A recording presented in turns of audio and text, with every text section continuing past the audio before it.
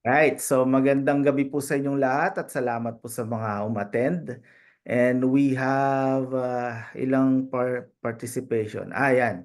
We have 12 participants po this evening. So maraming salamat po sa inyong pagdalo.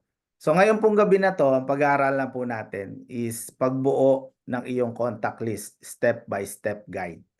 Kasi marami po sa atin hindi alam papaano ba ang contact list. Ito ba yung magsulat ako ng pangalan? Kailangan ba marami akong kilala? Kailangan ba ganito? Kailangan ba ganon? Hindi po, ito. Kaya ako po naisip na ituro to kasi may process po kasi ito. Hindi basta ganun lang. Kung alam natin yung process, maipa-perform po natin ng maayos ito. Okay?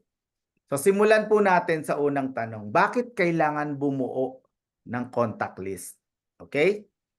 So, para magkaroon po tayo para makakonekta sa tamang tao na pwedeng makinabang ng business natin. Isa po yan sa mga reason. Nakakatulong mag-organize at mag-focus. Nagbibigay ng oportunidad para sa long-term relationship, hindi lang quick sales. Kasi yung iba, pag bumuo ng contact list, quick sales agad eh. Kaya enroll. Quick enroll. Ito, meron na akong contact list. Pagkatapos approaching.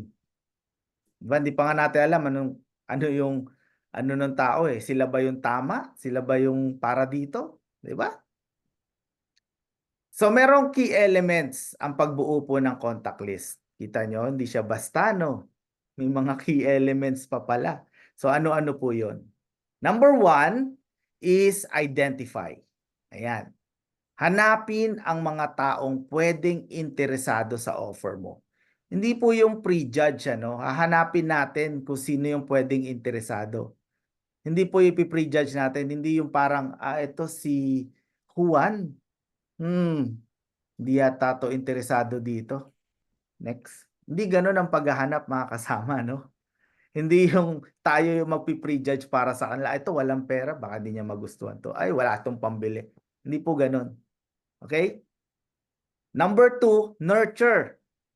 Bumuo at panatiliin ang relationship sa kanila.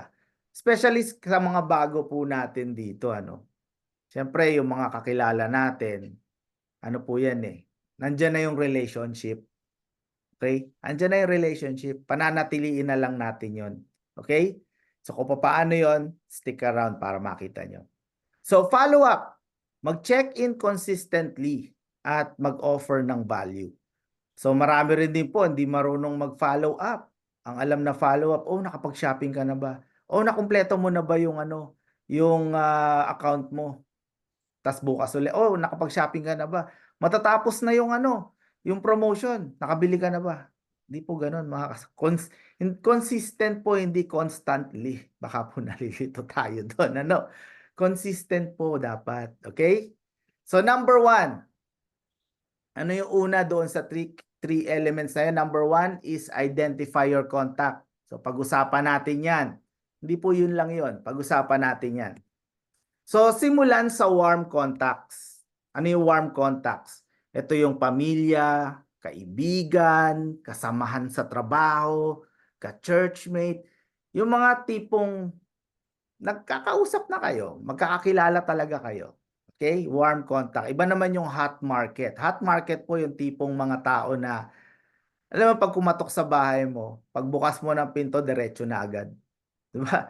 Yung talagang best friend, yung talagang magkakakilala na talaga. Yung warm, ito yung parang minsan nagkikita o kaya pag nagkaayaan sa birthday party, yung mga ganon. Warm ang tawag doon. Isipin ang mga tao mula sa past job, okay? Events or social circle, yung mga pupunta po sa mga events diyan, ayan. May mga kilala tayo diyan, ano? Hanapin ang mga tao na may specific needs na match sa business natin or sa ginagawa natin. May match sa Melaleuca. Yan po yung hahanapin natin, yung mga tao may specific needs. Okay? Pag nakita na natin yan, then we go to step 2. Ano yung step 2? Palawakin ng listahan. Paano yan? Gamitin ang social media. Buti nga po may social media na eh. No? Let's say yung Facebook. followers. Yan po yun, pag dumadami yung followers mo, lumalawak. Ang business po natin, hindi lang po nag-i-stay yan sa may kilala sa atin. Hindi po yan nag-uumpisa lang, hindi yan po nagre-revolve lang doon sa mga around our circles. Hindi po. Palalawakin natin yan. At may mga paraan para po palawakin yan. Pwedeng LinkedIn, pwedeng TikTok, pwedeng, anong tawag dito? Instagram. Okay? Attend networking events. Attend ka lang naman, di ka na magjo-join sa kanila. May mga networking events po kasi.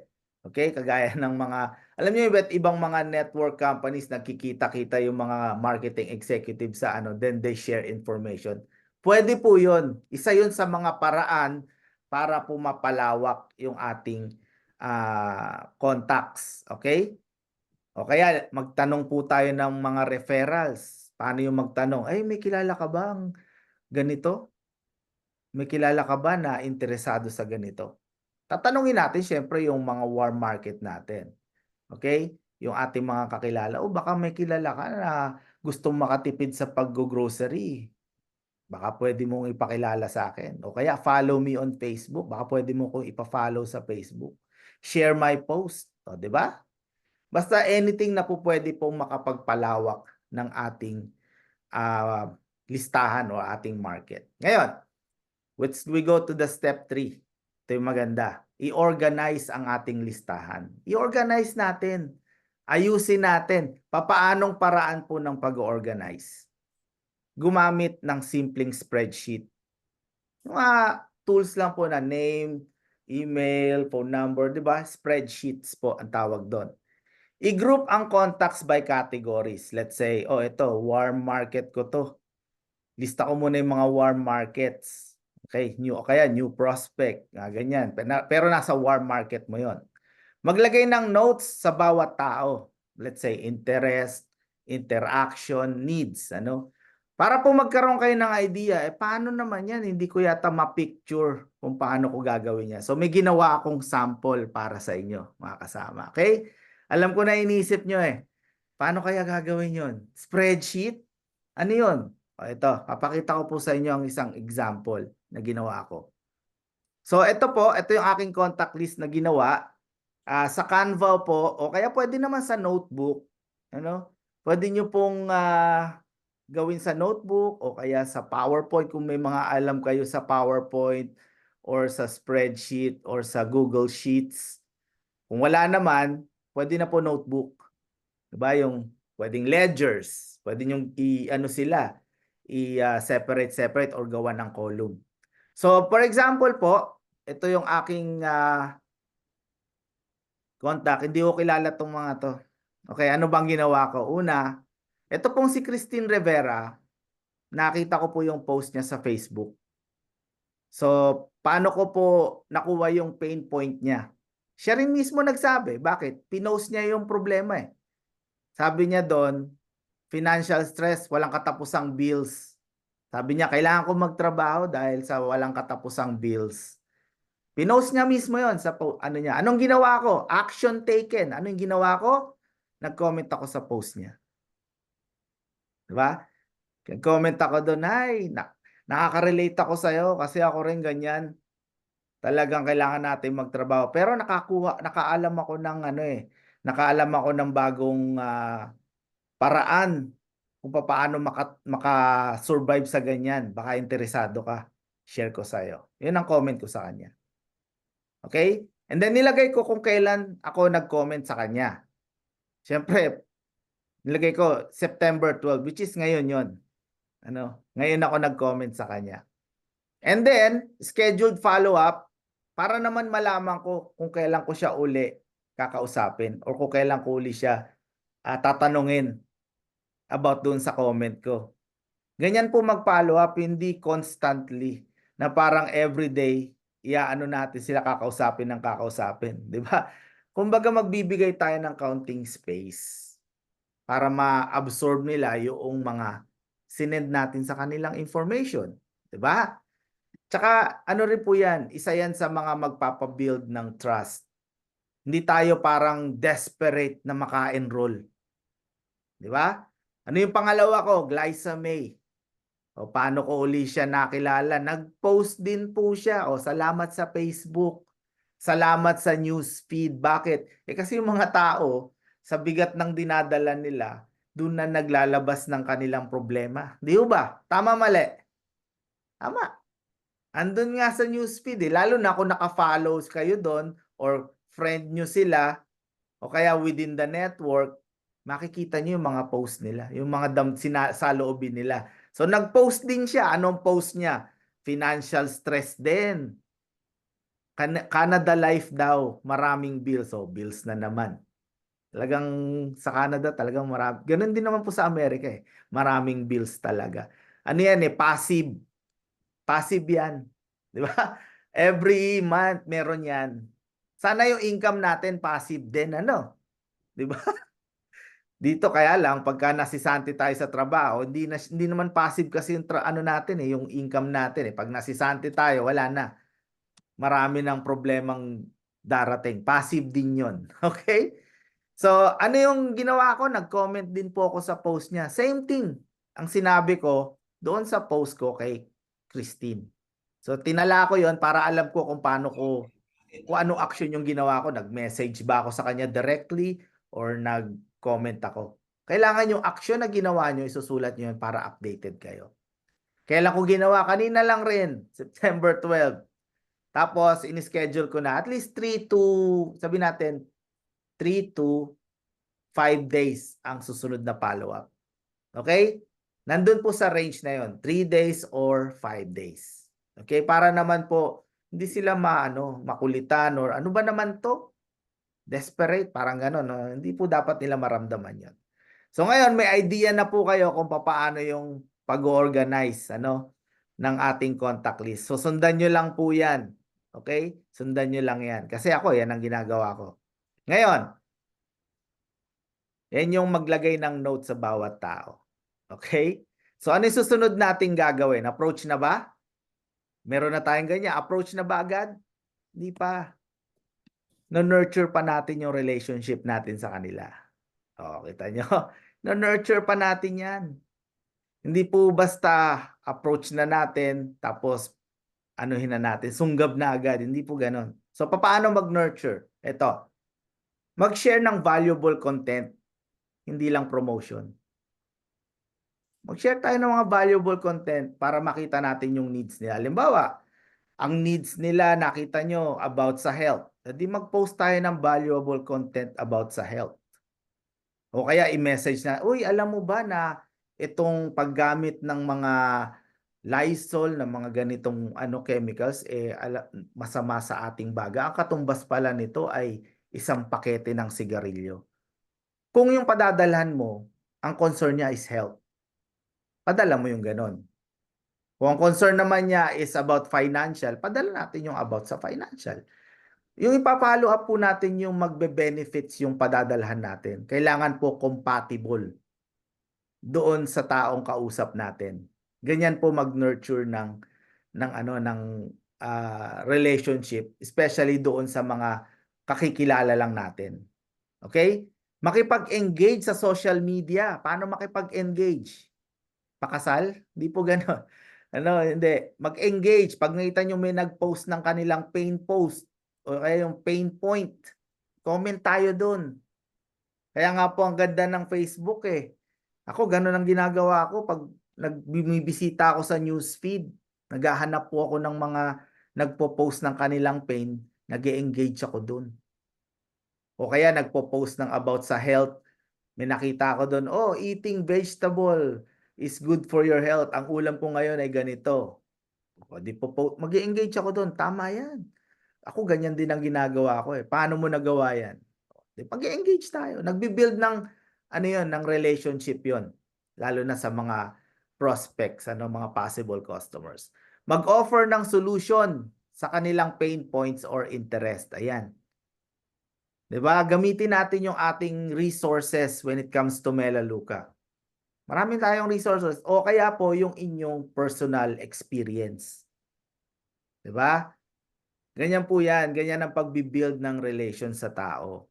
Hindi po ang main focus natin is makapagbigay tayo ng value. Hindi lang po maka-enroll. Hindi lang po ganoon. Okay? Hindi po natatapos doon. Ang susunod naman nating step is follow up. Follow up consistently. Hindi po constantly. Okay? Bigyan nyo ng kahit papaano is leeway yung tao. Bigyan nyo ng konting breathing space. May mga nagpa-follow up po kasi parang atat maka-enroll eh. Ganun po kami dati. Bakit kami ganun dati? Wala naman po kasi nagturo ng ganito. Ngayon lang ho nabuksan to. 'Di ba? So, paano ba yung mga follow-up natin gagawin? Ito po, basahin natin po dito. Mag-set ng reminders para makapag-follow up. Kagaya ng ginawa natin kanina. Pagka-message natin o kapag-send natin ng valuable information, mag-set tayo ng araw kung kailan yung susunod na follow-up. Para po yung ating engagement sa kanila magtuloy-tuloy, hindi po maputol. Maaalala pa rin nila tayo. Kasi yun naman ang point doon eh. Okay? Laging magbigay ng helpful information, update tulad ng promotions or events. So yan ang mga po pwede nating ipadala sa kanila. Naalala kita. Kasi $1 ang ano pala ngayon. Yan po yung kapag nakapakinig na ng overview, alam na yung tungkol sa Melaleucan, pero di pa lang nag-response, di pa nagbigay ng desisyon niya. Hintayin natin yun. Consistent lang yung follow-up natin. Magtakda tayo ng araw. Padala natin ng promotion. Hey, alam mo ba ngayong buwan na to, $1 ang membership ngayon. Naalala lang kasi kita, baka kailangan mo ng, baka ngayon na yung tamang panahon, ano? Hindi ko alam, pero let me know kung kailangan mo pa ng further assistant or baka may tanong ka. Laging ganun ang ating pagsasabi sa kanila. Let me know kung ano po yung pwede kong maitulong sa inyo. Let me know kung meron kayong tanong. Andito lang ako. Lagi nating ipapaalam na nandito tayo para sa kanila. Okay, hindi po yung kasi yan din ang worry ng iba na paano pag na-enroll na ako, baka iwan na ako. O kaya nakuha na niya yung commission niya. Tapos di ko na siya matanong. Especially yung mga business na nagbibigay ng malalaking commission. O kaya nag-i-invest yung mga prospect nila ng malaki, then they get a big commission. Tapos hindi mo na mahagilap. Di ba? Kaya dapat po, lagi tayo magpaparamdam sa kanila. Kaya importante yung pagpo-post sa Facebook ng mga valuable information. Kumbaga yung pwedeng personal experience nyo, o kaya po yung mga nakita nyong review sa mga products na natuwa kayo. Yung renew pala, ganito ang nagawa nito doon sa isang tao. O, post nyo yun. Oh, it's worth to share. Like nyo lang doon. Kasi ganito rin ang nangyari sa akin nung ginamit ko tong renew. 'Di ba? Yun na, isang post na yun. Bumuo ng tiwala sa pamamagitan ng genuine care. Hindi lang para magbenta, hindi lang para mag-enroll, bumuo po tayo ng genuine care para sa ating mga audience. Okay? So, in recap po, ayan. Tayo maiksi lang tayo mga kasama. Pero simple lang siya, no? Pero very powerful. Ganyan po ang pag-build ng contact list. Pag na-build na natin yung relationship na yan, nagawa na natin yung mga follow-up, nakapagbigay na tayo ng valuable information doon sa ating mga kaibigan, then ang pag-a-approach po madali na. Nandun na yung tiwala. Okay? So, ang pagbuo ng contact list ay tungkol sa meaningful connections. Meaningful, mga kasama. Di ba? Mag-focus sa pag-identify ng kanilang needs. Identify natin sila. Ano yung needs? Ito ba ay bagay sa kanila? Interesado ba sila? Alamin natin yan. Paano natin aalamin? Di tatanungin natin sila.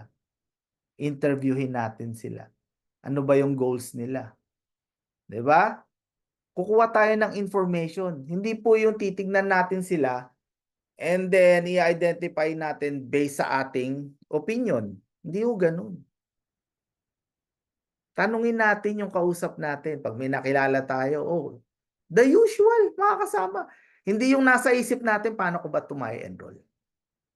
Paano ba kita maipapakilala sa Melaleuca?" Hindi gano'n. The usual. Tao natin silang nakilala, dapat tao nila tayong makilala, 'di ba? 'Di ba 'pag kami nami-meet kang kaibigan marami tayong napag-uusapan. Ngayon meron tayong naida-drive, nagkakaroon tayo ng interes sa tao, "Hey, oh, saan ka nagtatrabaho? Oh, ilang taon ka na diyan sa trabaho, kamusta naman?" The usual. Ngayon kung wala ng oras, halimbawa pasakay na kayo ng bus o naghihintay lang kayo, nagkausap kayo, "Uy, ano nga pala yung Facebook mo? Follow mo ako dun for more information, baka meron akong mai-share kasi nai-ano kita, eh, nalaman ko yung tungkol sa'yo maging ano naman tayo, magkaibigan. O ano ba ang Facebook mo? Follow mo ako, ito akin." Oh, 'di ba? Sa gano'ng paraan lumalawak yung ating connections, lumalawak yung ating network, 'di ba? Isa po 'yun sa mga paraan. Kaya nga po pina-organize ko sa inyo yung mga Facebook profile niyo, eh, kasi 'yan ang gagamitin natin, 'di ba? Hindi po yung anong pangalan mo? Sulat natin sa phone, hindi do'n na lang sa Facebook kasi do'n natin maipapakita yung ating ginagawa, do'n natin mai-sho-showcase yung sarili natin, 'di ba? Ano pa? Nurture. 'Pag na-identify na po natin, inu-nurture natin yung relationship.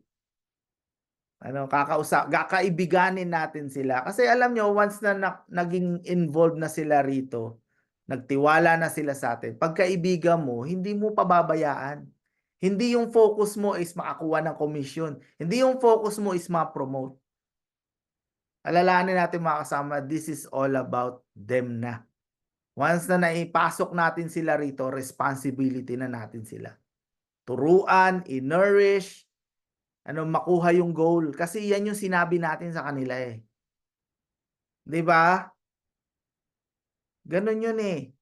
Hindi yung baliktad ang mangyari, hindi yung, "O kaya mo ako pinasok dito para matulungan kita. O ayan na, bumili na ako, nakatulong na ako sa'yo." Dapat hindi nila maramdaman yun, hindi dapat ganun. 'Di ba? Ganun po ang pagno-nurture and then follow up. Okay? Alam niyo na siguro kung paano mag-follow up. Magbibigay tayo ng information sa kanila, details, event, we keep them updated, kakamustahin natin sila bilang isang kaibigan. Okay? Manatiling organized at updated ang listahan para sa long-term success. Organize nyo. Pagka kinausap nyo ngayong 12, pagka ipinalo up nyo ng 15 or 17, ilagay nyo doon, oh, palitan nyo na yung 15, palitan nyo ng 17 na. Ina-update nyo kung kailan nyo huli silang kinausap. Para pagtingin nyo sa listahan, oh, alam ko na kung sino yung follow up ko. Hindi yung, sino nga ba yung pangalan nun? Hindi ganun. Kahit uminom ka pa ng unforgettable, makakalimutan mo pa rin. Sa dami nun. 'Di ba? Yan po dapat organized tayo. Okay? So ano next step natin? Ready na ba kayo? Simulan ang list mo today. Okay? Simulan ang list. Mag-list tayo ng 5. Okay? Kakaibiganin pa naman natin eh. Gagawin pa naman natin yung 3 steps eh. Hindi natin i-approach agad. Pag-aaralan pa, i-identify pa natin. I-nurture pa natin. I-follow up pa natin. Okay? 5. Maraming trabaho yun. Kahit 5 lang yun. Yung iba nga gusto 20. Ba, kaya nyo ba i-manage yung 20? Sige nga. 10. O, 'di ba? I-commit ang sarili sa paglago nito. Yan po ang kailangan i-commit natin.